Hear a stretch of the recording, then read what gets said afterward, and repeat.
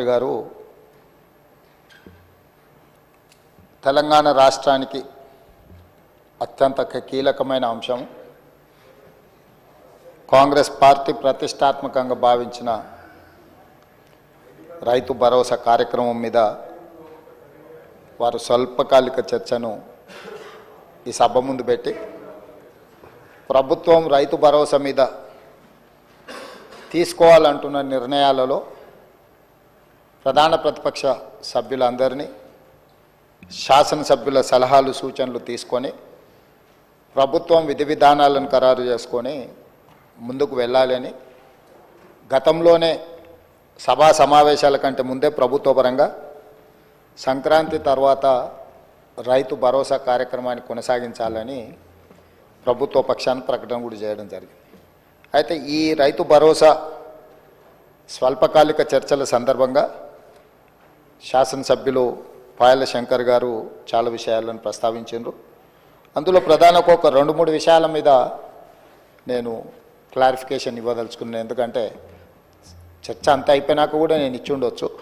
కాకపోతే ఈ అంశాలకు సంబంధించి కొన్నిసార్లు ఎంబడెంబడే మనం రిప్లై చేస్తే వాటి ప్రాధాన్యత ఉంటుంది. సభ్యుల మనసులో ఉన్న అనుమానాలను కూడా మనం నివృత్తి చేసిన వాళ్ళం అవుతాం. రైతు భరోసా విషయంలో కాంగ్రెస్ పార్టీ రైతులను ఆదుకోవడానికి తీసుకోవాలన్న ఆలోచన, దీన్ని అమలు చేసే విధానంలో ఎవరికి ఎలాంటి అనుమానాలు ఉండాల్సిన అవసరం లేదు. సంపూర్ణంగా తెలంగాణ రైతు సమాజాన్ని ఆదుకోవడానికే మా ప్రభుత్వం ముందు భాగాన ఉంటుంది. కాంగ్రెస్ పార్టీకి శ్రీమతి ఇందిరాగాంధీ గారికి ఉన్న చరిత్ర ఈడ ప్రతి ఒక్కరికి తమరికి ప్రత్యేకంగా తెలుసు అధ్యక్ష.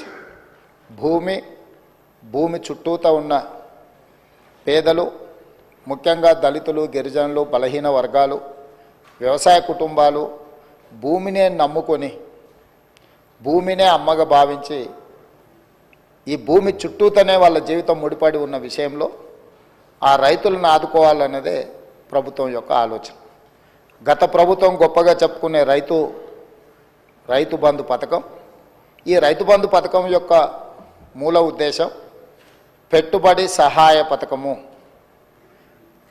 వ్యవసాయ రైతుకు పెట్టుబడి సహాయ పథకము. పెట్టుబడి సహాయం ఎవరికి అధ్యక్ష?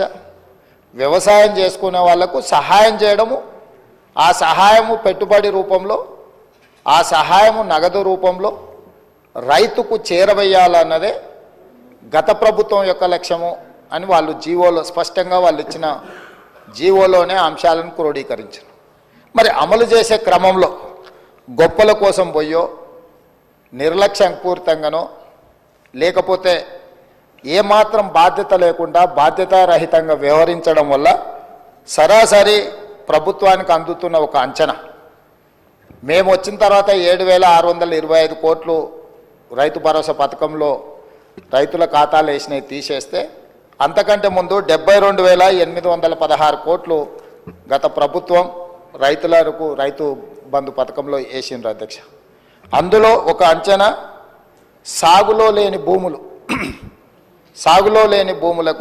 22,606 కోట్ల రూపాయలు, సాగులో లేని భూములకు రాళ్లకు, రప్పలకు, గుట్టలకు, రోడ్లకు, లేకపోతే పరిశ్రమలుగా రూపాంతరం చెందిన లేఅవుట్లై రియల్ ఎస్టేట్లో ఎకరాలను గజాలుగా మార్చి గజాలను లేఅవుట్లు చేసి లేఅవుట్ల ద్వారా ఇండ్లు అమ్ముకొని కాలనీలు వెలిసిన వాళ్ళకు కూడా ఈరోజు రైతు బంధు వచ్చింది. దాంతో 72,000 కోట్లలో 22,000 కోట్లు దాదాపుగా ఆయాచిత లబ్ధి అనర్హులకు చేరిందని ఒక అంచనా అధ్యక్ష. ఈరోజు నేను అడుగుతున్న అధ్యక్ష, నేను మీ దృష్టికి తీసుకొస్తున్న పాయల్ శంకర్ గారిని కూడా నేను అడగదలుచుకున్నా, రాళ్లకు, రప్పలకు, గుట్టలకు కూడా మనం ఇద్దామా? అదేవిధంగా రాజీవ్ రహదారిలో పోయిన పత్రికలలో వచ్చిన వార్తలు అధ్యక్ష, నేనేం కొత్తగా చెప్పట్లేదు, గజ్వేల్ ప్రాంతంలో కల్వకుంట్ల చంద్రశేఖరరావు గారు ప్రతిపక్ష నాయకుడు ప్రాతినిధ్యం వహిస్తున్న గజ్వేల్ నియోజకవర్గ పరిధిలో రాజీవ్ రహదారిలో భూమి పోయి రాజీవ్ రహదారి వేసిన రోడ్డు కూడా రైతు బంధు పథకం ద్వారా నిధులు ఇచ్చిండ్రు అధ్యక్ష. అదేవిధంగా నా ప్రాంతానికి సంబంధించి శ్రీశైలం మా సొంత ఊరికి వెళ్ళాలంటే ఇటు ఈ దారిలోనే వెళ్ళాలి అధ్యక్ష. ఆమన్గల్లు ప్రాంతంలో శ్రీశైలం రోడ్లో పోయిన భూమికి కొత్త పాస్ పుస్తకాలు అధికారులు అక్కడ కొంతమంది రాజకీయ దళారులు కుమ్ముకై శ్రీశైలం పోయిన రోడ్లకు ఈరోజు రైతు బంధు పథకాన్ని ఆ గత ప్రభుత్వం ఇచ్చింది అధ్యక్ష. ఇదే కాకుండా అధ్యక్ష క్రషర్ యూనిట్లు క్రషర్లు నడుస్తున్నాయి అధ్యక్ష. ఆల్రెడీ క్రషర్లు నడిచే వాటికి ఈరోజు రైతు బంధు వాళ్ళు గతంలో ఇచ్చింది అధ్యక్ష. అదేవిధంగా మైనింగ్ భూములు అధ్యక్ష, మైనింగ్ లీజులు ఇచ్చి మైనింగులు జరుగుతున్న భూములకు ఈరోజు రైతు బంధు ఇచ్చింది అధ్యక్ష.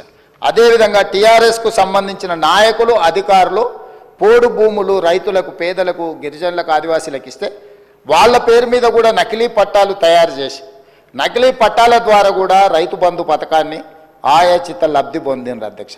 ఈరోజు ఇట్లా చెప్పుకుంటూ పోతే అది క్రషర్లు కావచ్చు, శ్రీశైలం నేషనల్ హైవే కావచ్చు, లేకపోతే రాజీవ్ రహదారి కావచ్చు, లేకపోతే క్రషర్ యూనిట్లు క్రషర్లు పెట్టినవి కావచ్చు, లేకపోతే మైనింగ్లు ఇచ్చినవి కావచ్చు, లేకపోతే హైదరాబాదు చుట్టుముట్టూత ముఖ్యంగా హైదరాబాదు నగరం చుట్టుముట్టూత ఒకప్పుడు మనందరం చూసినాం. కూరగాయలు పండించేవాళ్ళు, ఆకుకూరలు పండించేవాళ్ళు, వివిధ రకాల ద్రాక్ష తోటలు, చాలా వ్యవసాయం జరిగేది. కానీ ఇవాళ హైదరాబాదు నగరం చుట్టుముట్టూత ఒక 50 కిలోమీటర్ల పరిధిలో 70-80% వ్యవసాయం ఎవరు చేయడం లేదు. రియల్ ఎస్టేట్లుగా మారి, లేఅవుట్లుగా మారి, ప్లాట్లుగా విక్రయించి ఈరోజు మొత్తం వ్యవసాయేతర పనులకు, పరిశ్రమలకు, లేకపోతే ఐటీ కంపెనీలకు, లేకపోతే రియల్ ఎస్టేట్ లేఅవుట్ల కిందనూ మారిపోయినాయి అధ్యక్ష. గత ప్రభుత్వము యావరేజ్గా 2 సీజన్లకు కలిపి ప్రతి సంవత్సరం 3 కోట్ల ఎకరాలకు వాళ్ళు డబ్బులు ఇచ్చుకుంటూ పోయినారు అధ్యక్ష. 3 కోట్ల ఎకరాలకు వాళ్ళు ఎకరాకు 10,000 ప్రకారము చేసుకుంటూ పోతే 15,000 కోట్ల రూపాయలు ప్రతి సంవత్సరం దాదాపుగా ±10% వాళ్ళు ఖాతాలలో వేసిండ్రు అధ్యక్ష.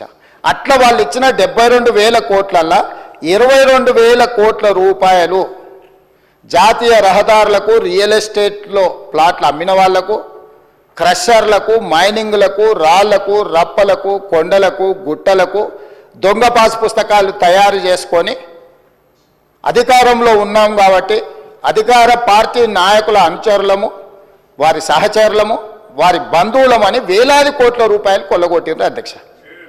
మరి ఈరోజు నేను అడుగుతున్న తమ ద్వారా ప్రధాన ప్రతిపక్షము ఈ పథకాన్ని 80,000 పుస్తకాల్లో చదివిన సారాంశంతో దీన్ని తయారు చేసిన ప్రధాన ప్రతిపక్ష నాయకుడు వచ్చి ఇంత కీలకమైన అంశం చర్చకు వచ్చినప్పుడు వారు సూచనలు ఇస్తారని అనుకున్నాం అధ్యక్ష. వారి అనుభవం నుంచి, వారి పరిపాలనలో వారు నేర్చుకున్న అంశాల నుంచి ఈ ప్రభుత్వం ఏదైనా సూచన వస్తే మేము తీసుకుందాం అనుకున్నాం. ఇక్కడ ఒక అంశం చెప్పొచ్చు అధ్యక్ష. ఈరోజు ఇది ప్రవేశపెట్టిన వ్యవసాయ శాఖ మంత్రి గారు తుమ్మల నాగేశ్వరరావు గారు వారికంటే సీనియర్, వారికంటే ముందు ఎమ్మెల్యే, వారికంటే ముందు మంత్రి, వారికంటే ఎక్కువ శాఖలు నిర్వహించారు. అయినా మా సహచార మంత్రి తుమ్మల నాగేశ్వరరావు గారికి ఎలాంటి బేసిజాలు లేవు అధ్యక్ష. ఒకవేళ ఎవరైనా మొదటిసారి శాసనసభ్యుడైనా, ఈరోజు నేను ఎందుకు రిప్లై చేస్తున్నా, మొదటిసారి శాసనసభ్యుడు శంకర్ గారు, పాయల శంకర్ గారు కొన్ని అంశాలు లేవనెత్తితే వారు గతంలో స్థానిక సంస్థలలో ప్రజాప్రతినిధిగా పనిచేశాడు. ఎమ్మెల్యే కాకపోయి ఉండొచ్చు, ఎమ్మెల్యే కంటే ఎక్కువ ప్రజలతో మమేకమై ప్రజా జీవితంలో సంవత్సరాల కొద్ది ప్రజలలో ఉన్నారు. తనకు ఒక అనుభవం ఉంది. అది ముఖ్యంగా ఆదిలాబాద్ లాంటి వెనుకబడిన ప్రాంతం, గిరిజనులలో ఆదివాసీలు అత్యధికంగా ప్రాతినిధ్యం వహిస్తున్న ప్రాంతం నుంచి వచ్చిందంటే డెఫినెట్గా అవుట్ ఆఫ్ హిజ్ ఎక్స్పీరియన్స్ తన అనుభవం నుంచి కొన్ని ప్రభుత్వానికి సూచనలు చేసినప్పుడు ఈ ప్రభుత్వం తప్పకుండా మొదటిసారి సభ్యుడు కాబట్టి మేము వినం, అత్యంత సీనియర్ కాబట్టి ఆయన ఏ అబద్ధాలు చెప్పినా అబద్ధాలు అన్నిటిని ప్రభుత్వం స్వీకరించాలి. ఇట్లాంటి వాదనలకు ఇక్కడ తావలేదు అధ్యక్ష. తమరి నాయకత్వంలో అంశానికి ప్రాధాన్యత ఉంది, విషయాన్ని క్షుణ్ణంగా పరిశీలించే విధానం ఉంది. ఎవరికి నిజమైన లబ్ధిదారుడికి ఒక్కరికి కూడా అన్యాయం జరగొద్దు, చివరి పేదవాడి వరకు కూడా ప్రభుత్వం యొక్క సంక్షేమం చేరాలనేది మా ప్రభుత్వం యొక్క ఉద్దేశము, లక్ష్యం అధ్యక్ష. ఈ లక్ష్యాన్ని చేరుకునే సందర్భంలో ఆయాచితంగా వేలాది కోట్ల రూపాయలు గడీలలో ఉండే భూస్వాములు, జమీందారులు, జాగీర్దారులు వ్యవసాయం చేయకుండానే వాళ్ళ ఆధీనంలో ఉన్న రాళ్ళు రప్పల కొండలకు, వాళ్ళ ఆధీనంలో ఉండి సీలింగ్లో ప్రభుత్వానికి సరెండర్ చేసిన భూములకు, లేకపోతే రియల్ ఎస్టేట్లో లేఅవుట్లుగా మారిన భూములకు ఈరోజు ఇవ్వాలనా? ఈరోజు అంతా ఇంతకుముందు ఆ సభ్యుడు మాట్లాడుతున్నప్పుడు ఇట్లాంటి వాళ్ళందరికీ ఇవ్వాల్సింది మేము ఇచ్చినాం కాబట్టి మీరు ఇవ్వాల్సిందే, మీరు మమ్మల్ని ఆదర్శంగా తీసుకోండి అంటారు అధ్యక్ష.